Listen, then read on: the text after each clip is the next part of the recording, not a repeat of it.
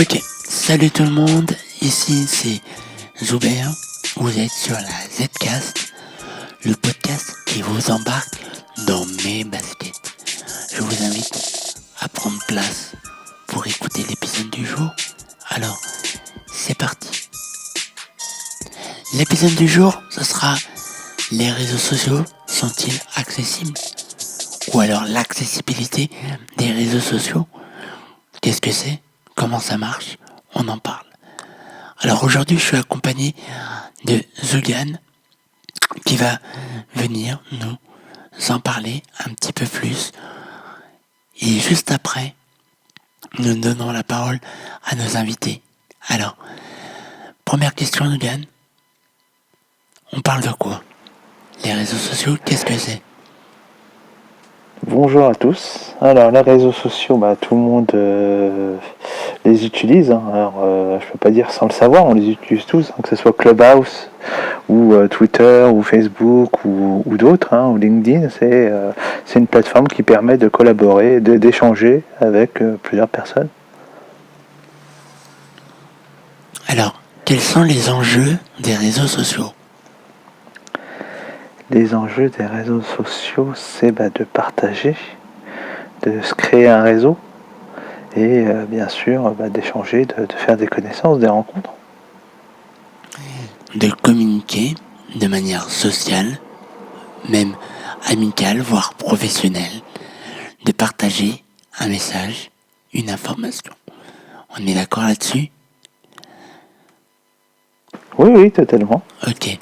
Si on devait parler un peu les cas d'usage, donc les cas d'usage des réseaux sociaux, c'est voilà, aujourd'hui on veut communiquer sur un produit, sur un service, sur une application, ou même sur nos vacances, ou nos lieux préférés.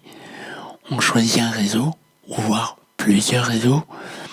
On prépare un petit texte, une belle image, ou alors un bel audio, ou une belle vidéo, et on va poster tout ça, tout en choisissant les bons hashtags, les bons mots.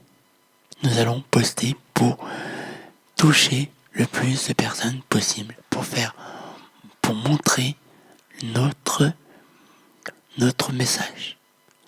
Malheureusement, il faut aussi qu'on parle d'accessibilité. Malheureusement, la plupart des posts qui sont postés aujourd'hui ne sont pas accessibles. Mais ce qui est parent, c'est que les plateformes commencent à l'être, mais pas les posts. Ça veut dire quoi? C'est-à-dire que aujourd'hui, si nous prenons Instagram, LinkedIn, Twitter, Facebook, YouTube, ils ont des outils qui permettent de rendre accessibles les contenus qui sont postés par les utilisateurs. Mais le problème, c'est que les utilisateurs ne les utilisent pas. Donc, ce qu'ils postent ne sont pas accessibles. Mais, parfois, c'est aussi les outils, ces réseaux sociaux, qui modifient, changent dans leur mise à jour et qui apportent aussi des problèmes d'accessibilité.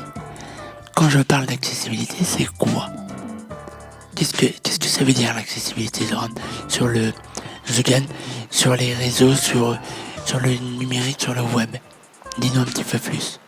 Déjà, l'accessibilité numérique, c'est en gros la capacité à ce qu'un produit ou un service soit utilisable par tous et par toute personne, quelle que soit son ethnie, sa culture, son matériel, la technologie qu'il utilise, donc un smartphone 3G, 4G, 5G, une fibre, de la DSL, ou peut-être encore du 56K, bon ça n'existe plus, mais voilà, une mauvaise qualité d'écran, tout ça, quoi qu'il en soit, c'est la possibilité d'accéder à un contenu, un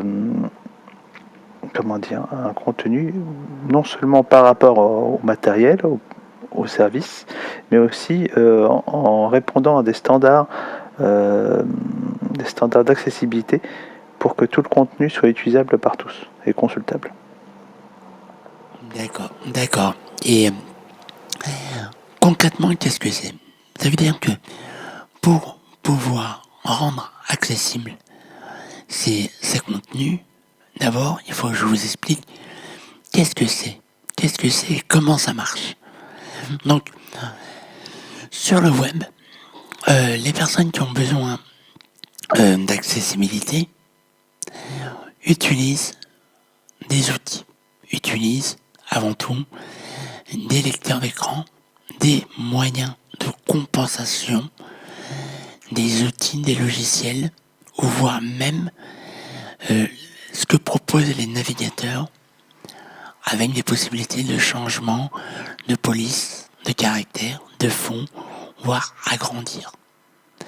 Ces outils-là vont automatiquement lire votre page, lire le site, lire l'application pour pouvoir décortiquer par rapport à des informations qu'il y a dans le code HTML une manière de retraduire pour tous les utilisateurs qui utilisent ces outils. Ça veut dire que quand vous postez une photo, vous allez avoir le lecteur d'écran qui peut être VoiceOver pour les produits Apple, mais qui peut être JAWS ou NVDA pour les produits Windows ou Linux. Ces outils vont lire votre photo, mais si la photo n'a pas de description, ils vont simplement lire le mot image. Et là, si votre image a une importance dans votre post, votre post n'est pas compréhensible. Et s'il n'est pas compréhensible, il n'amène pas l'utilisateur à cliquer. Donc à aller voir plus et pourquoi pas à acheter votre produit ou faire autre chose ou le partager. Donc il y a pas mal de petites choses à faire, pas très compliquées, mais avant tout, dis-moi Sven, comment décrire une photo, une image? Bon, merci. Déjà, je voulais compléter. Tout à l'heure, tu as fait un petit impair. NVDA et JAWS, ce sont des lecteurs d'écran utilisables sur Windows. Et sur Linux, on a un logiciel qui s'appelle Orca, qui est en natif du système d'exploitation. Quand on parle d'accessibilité numérique, on parle avant tout de plusieurs en situation de handicap. Le visuel, le moteur, le sensoriel, le cognitif. Et l'auditif aussi, je n'ai pas oublié. Et chacun ont besoin ont des besoins, particuliers. Il y en a qui se regroupent. Et du coup, pour répondre à tous ces besoins, il y a des référentiels d'accessibilité internationaux qui sont utilisés dans chaque pays. Voilà. Donc, par exemple, une image, sa description va être utile pour des personnes non-voyantes, pour des personnes très malvoyantes, pour des personnes qui ont des problèmes cognitifs. Et du coup, il faut fournir une alternative à cette image qu'il a décrite, en utilisant les bons éléments sémantiques HTML. En l'occurrence, dans une balise image, IMG, on a un attribut alt, ALT, qui permet de spécifier la description de l'image. Voilà. Mais comment décrire l'image? C'est ça la question du jour. Comment la décrire? Comment décrire l'image? En gros, tu prends l'essentiel. Tu laisses tomber le décor, mais tu extrais textuellement l'essentiel de l'image, afin que la personne puisse comprendre. Et il y a différents types d'images. Il y a des images de décoration qui vont décorer ton site, du coup cela tu les décris pas, et notamment tu dois trouver une stratégie pour les mettre de côté, donc mettre soit une alternative à vide, soit les mettre dans la feuille de style pour les faire disparaître. Tu as des images qui contiennent du texte, dans ce cas-là, tu dois mettre la totalité du texte. Donc si c'est un GIF animé avec deux images qui contiennent pour chaque image un texte, tu dois mettre la totalité des deux textes, des deux images. Pour des images, pour des graphiques, tu dois décrire le graphique. sans dire ça c'est un histogramme, il y a colonne de janvier, on est à 38. Enfin, essayer de décrire de telle façon à ce que ça soit lisible et compréhensible. Au pire, si c'est un graphique complexe, associer un lien derrière qui va pointer sur une page dédiée ou sur un tableau décrivant la totalité du graphique.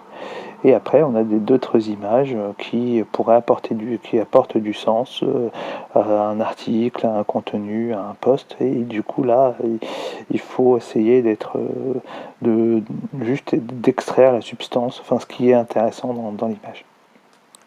D'accord. Ensuite, il faut savoir que sur toutes les plateformes, il y a la possibilité de rajouter cette information.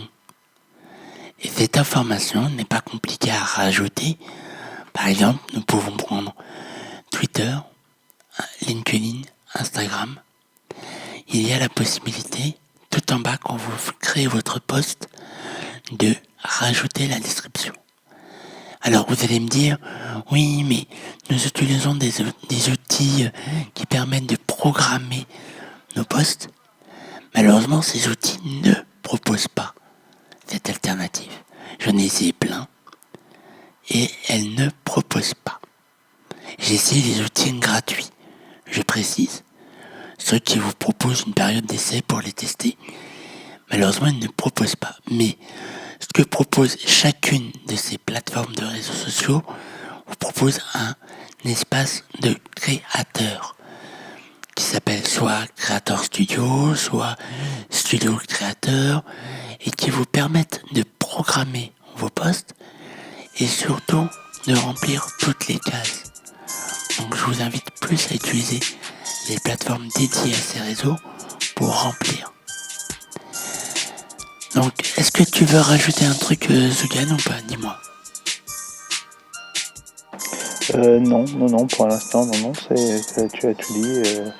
Les plateformes, il faut utiliser les plateformes et surtout profiter des aides. Sur les aides, ils expliquent très bien comment utiliser les différentes fonctionnalités d'accessibilité, comme les alternatives aux images ou comment décrire un lien ou ce genre d'éléments. D'accord, merci beaucoup. Alors, nous allons arrêter le podcast là, tout de suite, maintenant. Mais j'invite toutes les personnes qui sont sur Clubhouse de monter pour poser toutes leurs questions. Et pour ceux qui m'écoutent, n'hésitez pas à venir sur Clubhouse pour venir interagir à la prochaine émission. Alors, c'était la Zcast, le podcast qui vous embarque dans mes baskets. Et je tiens à vous dire un grand merci de m'avoir permis de me positionner entre vos deux oreilles pour cet épisode. Alors, à très bientôt. Et je compte sur vous pour partager, cliquer, liker sur toutes les plus belles plateformes de podcasts, de vidéos. Et pourquoi pas aussi sur les réseaux sociaux. Allez, salut à tous, au revoir, bonne nuit, bonne soirée, bon après-midi. Merci encore, à bientôt.